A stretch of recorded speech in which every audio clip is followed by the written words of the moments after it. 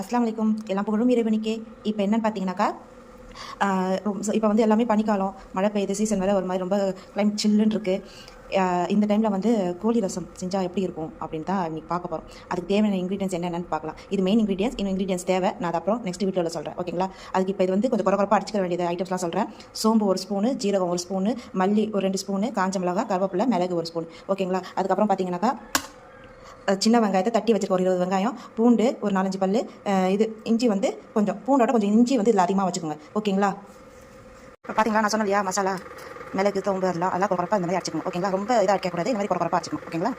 வாங்க இப்போ எப்படி செய்யலாம் பார்க்கலாம். எண்ணெய் நல்லா சூடாச்சு. இதில் வந்து கொஞ்சம் கடுகு, கொஞ்சோண்டு வெந்தயம், பச்சை மிளகா, இடித்து வச்சிருந்த இஞ்சி, பூண்டு, சின்ன வெங்காயம் சொல்லியிருந்தோம் இல்லையா, அதை தட்டி வச்சுருந்தேன், அது போட்டுக்கணும். நம்ம பொடிச்சு வச்சிருந்தோம் இல்லையா, அந்த மசாலா இப்போ இந்த டைமில் போட்டுக்கணும். இப்போ வந்து தட்டி வச்சிருக்கேன் நான் சிக்கன் வந்து கழுவி தட்டி வச்சிருக்கேன். இப்போ பூண்டு இஞ்சி பூண்டு பேஸ்ட்லாம் எப்படி தட்டி வச்சிருக்கோம், அந்த மாதிரி தட்டி போட்டுக்கிறேன். நல்லா எலும்பு கறியாக பார்த்து நான் 1/4 கிலோ வாங்கியிருக்கேன். நீங்கள் அந்த மாதிரி வாங்கிக்கணும்.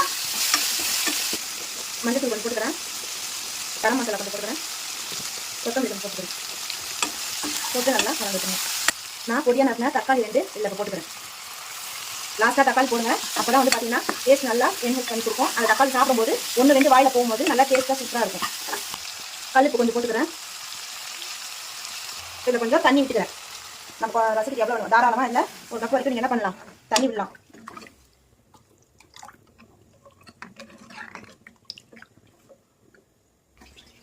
இது வந்து நல்லா கொதிக்க வைக்கலாம், மூடி வைக்கிறேன். நல்லா கொதிக்க விட்டு எப்படி வருதுன்னு பார்க்கலாம். ஓகேங்களா? இப்போ வாங்க திறந்து பார்க்கலாம் எப்படி போயிட்டு. ஸ்மெல்லே சூப்பராக இருக்குங்க. இப்போ இறக்கும் போது ஒரு கை ஃபுல்லாக கொத்தமல்லி போட்டு செஞ்சு கொடுங்க. ரசம் விஷம்ன்றவங்களும் நல்லா தாராளமாக அமுதம்ன்ற மாதிரி சாப்பிடுவாங்க. சமைக்கும் போது தயவு செஞ்சு வீட்டுக்காரர் நினச்சி சமைக்காதீங்க, நல்லா வராது. உங்கள் பிள்ளைகளை நினச்சி சமைக்க கண்டிப்பாக நல்லா வரும். வாங்க டேஸ்ட் பார்த்துட்டு எப்படி இருக்குன்னு நான் சொல்கிறேன். பார்த்தீங்கன்னா ஃப்ரெண்ட்ஸ், இப்போ வந்து நம்ம ரெடி பண்ண சிக்கன் ரசம் ரெடி ஆயிடுச்சு. வாங்க நான் டேஸ்ட் எப்படி இருக்குன்னு பார்த்துட்டு சொல்கிறேன். ஓகேங்களா?